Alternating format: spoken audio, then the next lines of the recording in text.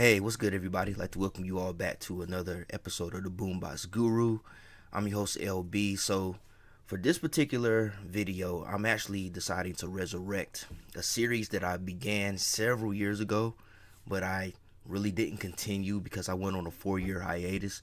And that was a series called Diggin Thru The Stacks, where I would basically go in my music collection. I would pick maybe a few albums of any genre, and I would just have a quick discussion about them, maybe a mini review on each album, just in quick succession or whatever. So I decided, why not just go ahead and resurrect that series, because it was actually quite fun. So this will be actually episode 2, and so it's been a long awaited resurgence of this, because that was a while ago when I did the last one. But on this particular episode, I wanted to focus on a few box sets, mini box sets that I have bought over the years.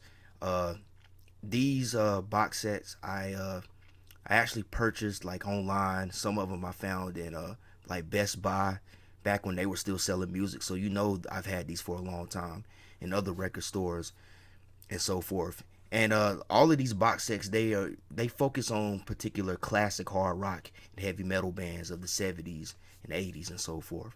So without further ado, let's go ahead and get this started. I'm gonna show you the first one. This one is Budgie, the MCA Albums, 1973 to 1975. And this includes 4 studio albums by hard rock and heavy metal band Budgie. Budgie was a hard rock and heavy metal band from Wales. They were a Welsh hard rock and heavy metal band. And it's a neat little box set.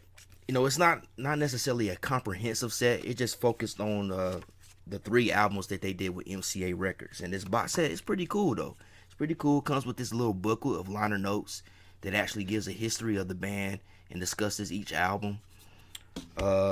Here's the 3 albums. This first one right here. This one's called Never Turn Your Back on Your Friends. That's this one right here. Next one, In for the Kill. This is In for the Kill.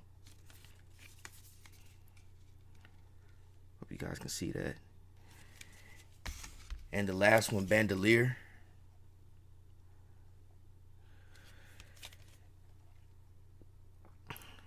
But I haven't listened to this box set in a long time, but I do remember enjoying it quite well when I bought it. And how I got into Budgie was actually through Dave Mustaine of Megadeth.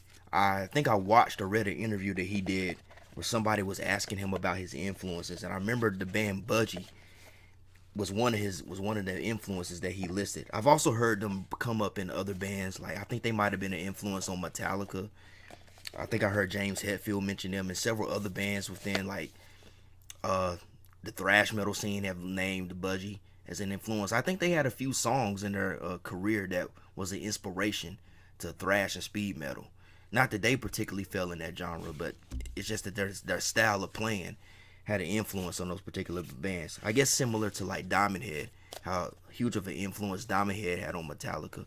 But yeah, I remember really enjoying this box set when I bought it. I know the album that I listened to the most was the one called Bandolier, which it had a song on there called Who Do You Want For Your Love, which I thought was a real cool track. It's a R&B funk rock type style song that I thought was real cool. But Budgie, they often got compared to Rush because 1, they were a power trio. 2, they played hard rock and heavy metal, but they also veered into proggy territory. And their lead vocalist, Burt Shelley, he was also a bassist. And if you look up pictures of Burt Shelley, he looked very similar to Geddy Lee of Rush. I mean, he really did. I think the only difference was that Burt Shelley wore glasses. But yeah, he did look very similar to Geddy Lee. But not taking anything away from Budgie. They were a great band in their own right. And these 3 albums that I purchased in this box set, I really enjoyed them. They made some really great music. R.I.P. to Burt Shelley, because as of the recording of this video, he did pass away back in 2022. And that was something that I found out this year. I just happened to look them up on Wikipedia and saw that he had passed away. So R.I.P. to them. It's not exactly a comprehensive set. because they had like I think 2 or 3 albums before these, and they released several albums after this. This box set, it just focused on a particular period of the band's career, which is the MCA era of the band. And these albums might have been like their most popular and most influential here in America, but nonetheless, great music, great classic hard rock and heavy metal. Definitely a band worth checking out. Really cool box set, well put together, well designed. It was really cool, man. Definitely check it out. Probably would be a great gateway and start for people looking to get into this band. And I think there's also like a greatest hits album that was released that had like all their hits too. That was that's considered like a very quintessential and comprehensive set of the band's career. But real good box set right here. Budgie, the MCA albums, 1973 to 1975. Oops. All right, so this next box set and this next band in particular really doesn't need any introduction, because this band pretty much invented heavy metal. Well, not no pretty much, they did invent heavy metal, and some of you probably can already guess who I'm talking about, but that's Black Sabbath right here. Black Sabbath, the complete albums, 1970 to 1978. So the Ozzy years, the classic Ozzy years. I bought this at Best Buy, I think back in 2013 or 2014. I don't remember, but at the time, the only Black Sabbath album that I had was Paranoid. That was the only one I had on CD, and I saw this mini box set, and I thought, why not? It's got all their classic records in one place, so I bought it. So here's all their classics right here. Hold on for a minute. Trying to get situated here. But Black Sabbath right here. Let's see here. Paranoid.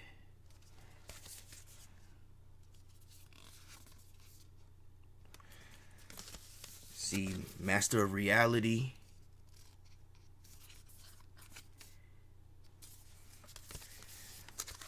Volume 4.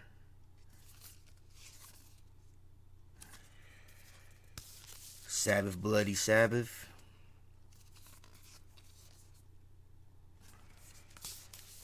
Sabotage.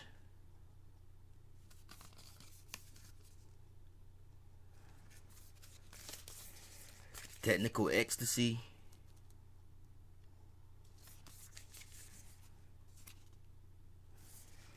And Never Say Die.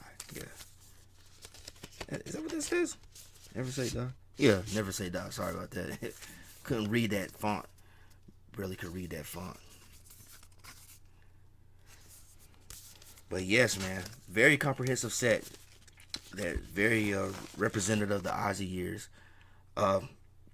There's really not much I can say about Black Sabbath that already hasn't been said. I mean, we wouldn't have heavy metal if it wasn't for Black Sabbath. You know, that unfortunate accident that Tony Iommi had was actually a blessing in disguise, because it forced him to change the way he was playing, which created the sound of heavy metal. So there's really not a whole lot I can say that hasn't already been said and doesn't continue to be said. One thing I will say that this mini box set really taught me about Black Sabbath, and that's that the whole evil and dark imagery that Black Sabbath is always portrayed as, that's really not who the band is. You know, while some of that may be an aspect of certain albums and certain songs, that doesn't totally define him. What I learned from this box set is that Black Sabbath was a great heavy metal band. They were very diverse. You know, none of these albums sounded the same. They didn't do the same thing twice. All these albums sounded different. You know, of course you had the more bluesy debut album. Then of course you had Paranoid, that was more hard rock and heavy metal. It's just that with, and you know, Master Reality, that pretty much invented stoner metal and doom metal and all of that. I mean, none of these albums sounded the same. They were a very diverse band, and that whole evil satanic imagery that they always depicted as, that really doesn't define them. Granted, having that label, it really caused them to sell a lot of records, but it really doesn't define who they are. Honestly, man, they were a great heavy metal band, and this is one of the best box sets that I have. I mean, it has all the classic albums that they did with Ozzy, which is the band's most successful and most popular and well-known era of the band. So, great box set. Although I do plan on pretty much trying to find these albums individually as individual CDs, because after Black Sabbath officially disbanded, they started to reissue a lot of those records individually on CD. So I do plan on one day seeking all those out, and they're not hard to find. Most of these you can find at Walmart. I've seen them selling it at Walmart, so they're not hard to find. But yeah, great comprehensive set. You know, if you're somebody that wants to get deeper into Black Sabbath, this is a very quick and cheaper way to really get a head start on their discography, man. But a lot of great records on here. A lot of great records. One of my favorite box sets that I own. All right, so this next one, and this is another band that helped mold and shape heavy metal music, and that is the great Deep Purple. The great Deep Purple. See, it's in a similar packaging as Black Sabbath, because I'm pretty sure the same company put this box set out. The complete albums, 1970 to 1976. So this mainly focused on the Mark II to the Mark IV era of the band. Although Mark IV is really just the Mark III era of the band without Richie Blackmore. But I digress. But yeah, Mark I isn't represented. I don't think the Mark I era of Deep Purple is well known in America. All the stuff they did in the 60s and so forth. I don't think nobody in America really knows much about that. It was really the Mark II era that really blew up and took off. But so here's some of the albums. Deep Purple, the Royal Philharmonic Orchestra, conducted by Malcolm Arnold. I think this is a live album, I believe, right here. Right here, let's see here. Deep Purple and Rock. This is one of my favorites from the Mark II era, right here. One of my favorites from the Mark II era. Great record. Great record right here. A lot of people's favorites. Fireball. This is another favorite of mine from the Mark II era. Let's see here. Machine Head. Everybody knows this one. This is the one that's got Smoke on the Water. I think Space Truckin' is on this one too. Now, Space Truckin' is one of my favorite Deep Purple songs. A lot of metal bands have covered that song. It's a great song. Machine Head. Arguably their most popular record. Made in Japan. This is another live album. I'm not too crazy about live albums, so I don't really know much about these live albums. Yeah. Who Do We Think We Are? I think this was the last with the Mark II lineup of this particular era. Not the best record from the Mark II era in this period, but it's not a bad album. It's got some good ones on here. There's one song on here that I like. Rat Bat Blue. That's the song. I really like that one. That's another one of my favorite Deep Purple songs. That one, that's a banger. Now we're getting into the Mark III era. Burn. Burn is actually my favorite Deep Purple album. This was the first record they did with when David Coverdale and Glenn Hughes joined the band. I definitely plan on getting an individual CD copy of this one. There's like a remastered version that includes bonus tracks that's been released several times. Stormbringer. This is a really good one too. Really good one. The title track, oh man, the title track is one of the greatest funk rock tracks I've ever heard. This was the last one I believe they did with Richie Blackmore. Then he left and formed Rainbow. And Come Taste the Band. This is the last one with the Mark IV era. But like I said, the Mark IV era is really just the Mark III era without Richie Blackmore. But this is a good album too. This is a really good album. Very underrated, but this is a good one. And we got another live album, Made in Europe, featuring Richie Blackmore, David Coverdale, Glenn Hughes, John Lord, Ian Pace. So I'm guessing this is like recorded in the Mark III era, right here. This is a live album. But like I said, I'm not that crazy about live albums. Man, this is one of my favorite mini box sets as well, man. Deep Purple, phenomenal band. Now I might I might catch some flack for what I'm about to say, man, but if you ask me my favorite era of Deep Purple, personally for me it's the Mark III era. You know, I like the Mark II era. Like I said, Deep Purple and Rock, Fireball, those are two of my favorites from that era. Those are probably my two favorites from the Mark II era. I like those records. But the Mark III era that's my personal favorite lineup, man. I'm a fan of David Coverdale and Glenn Hughes. I just like what they brought to the band. They brought a lot of soul and funkiness to the hard rock and heavy metal sound. I just thought that was a really great combination, man. I just really enjoyed what they brought to that band. So that's my favorite era of a Deep Purple is the Mark III era. But that's not to take away from the other eras. You know, I like two of my favorite albums are in the Mark II era. But my favorite Deep Purple album is always going to be Burn, hands down. All right, so next mini box set. This band, I'll be honest with you, I'm not. I know the band, but I can't say that I spent a lot of time listening to this box set. But this is UFO, the complete studio albums, 1974 to 1986. Now, I got to tell you, out of all the box sets, this one is probably the most comprehensive because it includes 10 albums. 10 albums. Look, 10 albums right there on the back. 10 albums. Now, I don't know that much about UFO. I do know that they're an English hard rock and heavy metal band, and I know that Michael Schenker, I know he played in the band on their early records. That's about as much as I know about them. If there's anybody that's watching this video that knows more about UFO, gladly leave a comment in the section. I'll be glad to read it. I'm interested in learning more about this band.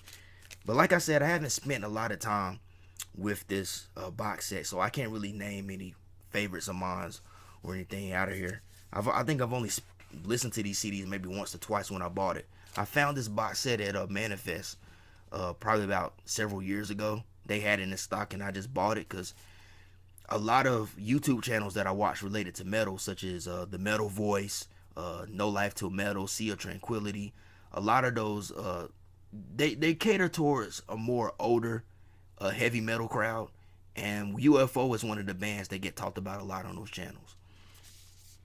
So here's the albums of Phenomenon right here. Let's see here. Force It.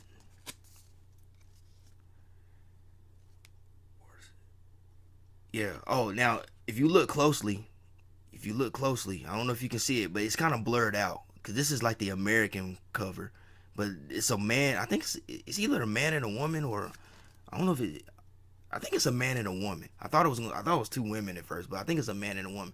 It's blurred out, but if you look closely, it's a man and a woman getting it on in the shower. But the UK version, it clearly shows them, but it's blurred out on the American version. No Heavy Petting. No Heavy Petting. Let's see here. Lights Out. This seems to be a very popular album right here. I've heard a lot of people who are real fans of this band talk about this album a lot. This seems to be like an essential album of theirs. See, Obsession right here.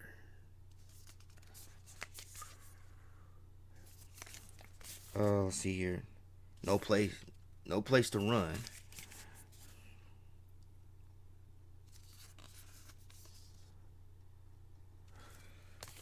See, The Wild, the Willing, and the Innocent.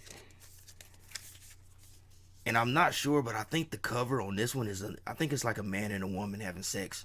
It's just it's distorted, so you can't really tell. But I think the UK version clearly shows it. I think. Mechanics. I think we're in the 80s now, and I think Michael Schenker has left the band by the time these records have come out. See, Making Contact. Making Contact.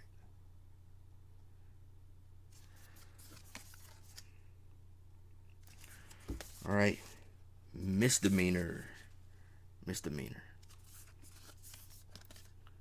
All right, but again, as I repeat, you know, I haven't spent a lot of time with this one, so and I don't know a lot about UFO. So if there's anybody watching this video, if you're a huge fan of UFO, please leave some information about them in the comment section. I'll be glad to read it, and you can even recommend me some albums to really get into. Like even amongst this box set, maybe there's an album here that some of y'all that are real fans of them that you could maybe point out to me and recommend to me as being like an essential album to definitely check out, and maybe as a gateway to get further into the band's discography. But yeah, man, you know, I've heard a few songs here and there from them and they sounded really good, but I just haven't spent a lot of time with this box set, man. But I do plan on doing that here in the near future, man, because I mean I did pay for it and it wasn't really cheap at Manifest, but still, you know, it's really cool to have it. You know, I really bought this because I was hearing about this band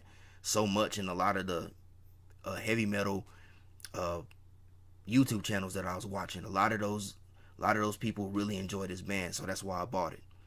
But a very comprehensive set, honestly.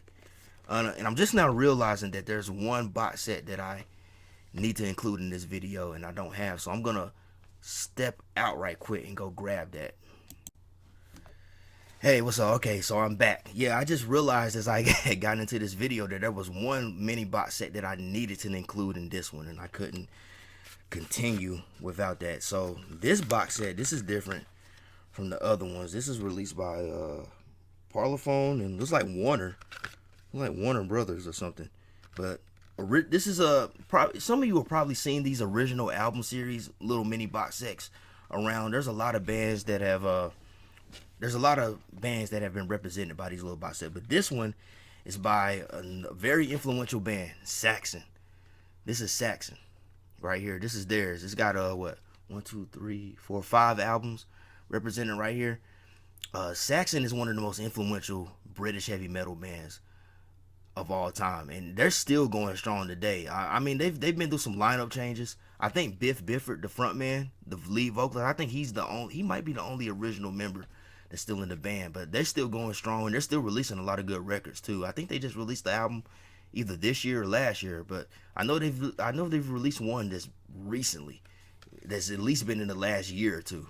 But very influential band. You know, they were one of the leading bands in the new wave of British heavy metal that was happening back in the late 70s and early 80s, and they're still going strong to this day. So get into some of these. Hold on, I'm trying to get this right because I think I got this out of order. All right, here we go. So here's the debut album, Saxon. This came out '79, I believe. I don't think this is one of their most popular albums. I think it's kind of different from what the band would become popular for. I think this is kind of more prog rock or something. I don't know, but pretty cool cover art though. Strong Arm or The Law. I think this is 1980. I know this. Now this is a really good record. I haven't listened to this box set in a while, but I remember listening to this one and it was being really good from start to finish. Really solid. Wheels of Steel. And this is another really good one. Denim and Leather. This is probably arguably the band's most popular one. Because the title track, Denim and Leather, that is an anthem. That is a metalhead anthem. You know. Let's see, The Eagle Has Landed. This is a live album. Like I don't think I've ever listened to this because I'm not really a huge fan of live albums that much. It depends, you know. But yeah, man, it's really cool box set right here. Really cool box set. And I had to stop the video and grab this because I had just remembered that I didn't grab it with the other ones, man. But I couldn't continue without this because Saxon definitely need to be a part of this video. They definitely need a part of this video, man, because they are a legendary heavy metal band that's been very influential to a lot of your favorite metal bands. of the 1980s and so forth, man. So I definitely had to include this one, man. But this is a really cool set, man. Really cool set. The first time I actually got into Saxon on a whim.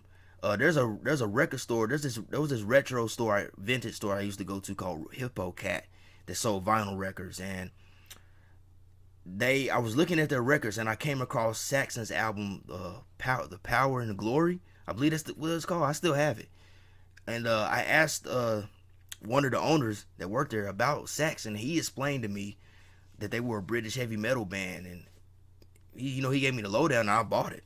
I bought the record and I took it home and listened to it on my turntable, and I liked it. And then I bought another album of theirs that they had as well. So I bought 2 vinyl records, and then I decided to get this box set. I came across this on Amazon, and I bought it. But a real cool set, man. It has their first 5 classic albums, honestly. The Eagle Has Landed. I think that's considered one of the greatest live albums too. I think that's a very important album in their discography, which is why it's included here. But great box set, man. Real good music right here. If you're into like old school heavy metal, British heavy metal, this is one to buy and add in your collection. All right, so now we're down to the final box set, man. And I'm excited to talk about this one, man, because this is one of my favorite bands. I really like this band a lot. One of the most popular bands ever too. Let me see. I think I got this out of order. So hold on for a minute. Oh, I had this in there. How come I never seen that? Let's see here. Sorry, y'all. I'm trying to get this in the right order.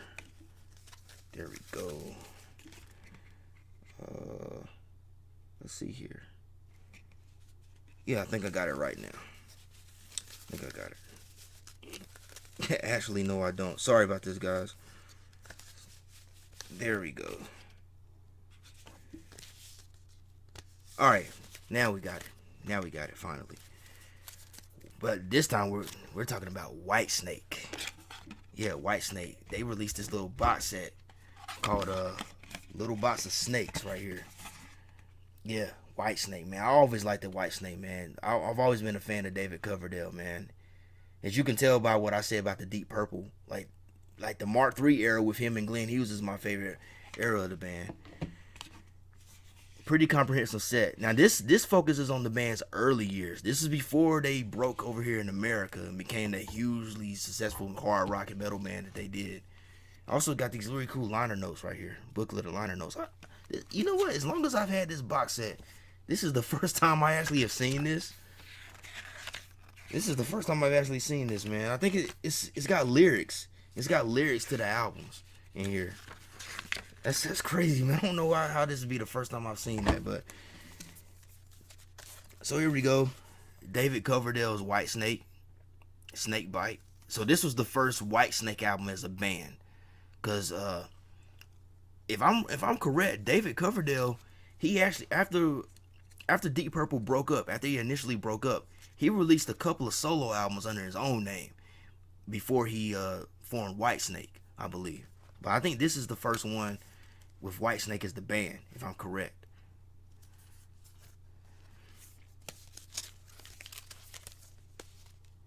And Whitesnake Trouble, released in what was it come out, 79, I believe? I can't tell on here. I know it's the late 70s right here. Really cool album cover. I actually remember when I was a kid, my parents, they had some kind of record. I think they was part of some kind of mail order subscription company that would mail you records, and the sleeve would come with like a promotion of all the albums they had in the inventory. And I remember this album being on there. But yeah, real cool cover. Real cool cover right here. And Whitesnake live at Hammersmith. I think this is a live album. This is a live album. Like I said, I'm not that big on live albums, but Love Hunter.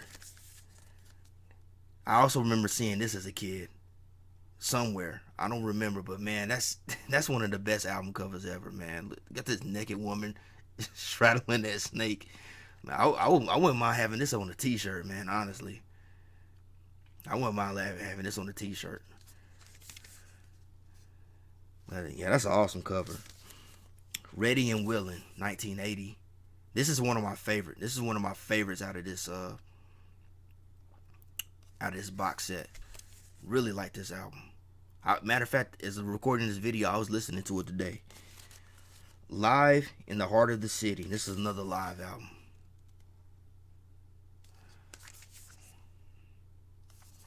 Let's see here. Come and Get It. This is 1981, I believe. That's a pretty cool cover too. Let's see. Let's look. All right. And Saints and Sinners. This is my second favorite one out of here. Well, this is one of my favorites. This is probably my number one favorite out of here. Saints and Sinners. So hold on. Let me do something right quick. Yeah, so these two albums right here, Ready and Willing, and Saints and Sinners. These are my two favorites out of this box set. I think they're the only two from this box set that I got on my iPod. They're the ones I listen to the most. Ready and Willing, this is a really good record. This one sounds a bit like a Deep Purple album, and that's because members of Deep Purple were actually in the band at this time. I know Ian Pace and John Lord was in the band. Now, I'm not sure if there was any other ex-Deep Purple members in the band at this time, but this is a really good record. I think this is one of the best in this early era of Whitesnake, man. It's just a bluesy, hard-rocking album that I really enjoy. All right, Saints and Sinners, 1982. Now, I actually own this one on vinyl as well. But this is one of my favorites, man. This might be my favorite, my number one favorite Whitesnake album. I like this record a lot. This was the end of an era, man, because after this is when they did Slide It In '84, and then they broke them over here in America, and then the '87 Whitesnake album, which took them to the even higher levels. But what's interesting about this album is that it includes a couple of songs that they later re-recorded for Whitesnake '87, and that being Crying in the Rain, and of course Here I Go Again. The hugely successful Here I Go Again, but the original version was actually, the first version was actually on this album, Saints and Sinners. This version is slightly different. I mean, it still has the same melody and so forth. If you hear the song, you'll know it's Here I Go Again, but this one's slower, and it's definitely bluesier and hard rock and rawer, and it also has a bit of a gospel tinge to it compared to the more popular and well-known version. But this record is good, man, from start to finish. I mean, Young Blood, Rough and Ready, Bloody Luxury, Victim of Love, Love and Affection, Rock and Roll Angels, Dancing Girls, Saints and Sinners. Man, every track on this album is a killer hard rock number. Really like this album, man. I hope I can find like an individual CD copy of this one and Ready and Willing, because these are my favorites from this era. These are my favorites. These are the ones that really stood out to me the most in this box set. Now I'm probably gonna one day go back and spend a bit more time with these other ones and see if I can find some more favorites. And some of you that's watching this video that are Whitesnake fans, maybe y'all can recommend some of the other ones in this box set. I really wanna get back in. I really want to get into Love Hunter, because I really want to get into Love Hunter. I really want to get into this one. Bro, I really want to get into this one, man. I really like that album cover. Sorry, I don't mean to be perverted or anything, but I just really like that album cover. I feel like I should like this album because of the cover. I honestly do feel that way. So I'm probably going to check this one out as soon as I get done recording this video. But yeah, man, this is a really good set of albums, man. I mean, because I don't think a lot of Whitesnake's early albums are really that easy to find on CD individually. I think usually the oldest Whitesnake album that I've ever found on CD is Slide It In, and that's in 1984. That's the oldest one I've ever found on CD individually. All the other ones I've never seen. I've only seen them on vinyl. So man, I'm probably gonna just kind of look around and see what I can find. But yeah, man, this is a great box set. it's a great collection of early Whitesnake before they blew up, in the US, man. This is when they had that bluesy hard rock heavy metal sound. Bit sleazy too. Bit sleazy. And I don't mean that in a bad way. It's just like if you know about sleazy rock and roll, there's a bit of that in the sound as well, but it's good, man. And this was also this box set also was released on vinyl. There's also a vinyl version of these, which who knows, man. Maybe someday I might try to get that one. I might try to get those vinyls, man, because I really enjoy Whitesnake. Big fan of David Coverdale. Really enjoy that band. But yes, that's it for this episode 2 of Digging Through the Stacks, which I plan on doing more episodes in this series, man. I hope you guys enjoyed this second episode. I had a lot of fun talking about these box sets. And you can guarantee that I'm gonna do more, because I got a few more that I can talk about, but I don't want this video to be an hour long, so I'm just gonna split them up and focus on those on another video. But if you did enjoy this video, if you could just do me a huge favor, just hit that thumbs up and give me a like, as well as share this video, because it does help out with the channel. Also, be sure to hit the subscribe button and tap the bell. That way you'll be notified whenever I drop new content. And I want to give a huge thank you to everybody that's been subscribing to the channel, everybody that's been watching the videos, that's been leaving positive comments. I really appreciate it. It really motivates me to keep on doing this. And as always, hope everybody has a blessed day and a blessed week. And love, peace, and music. Peace out, y'all.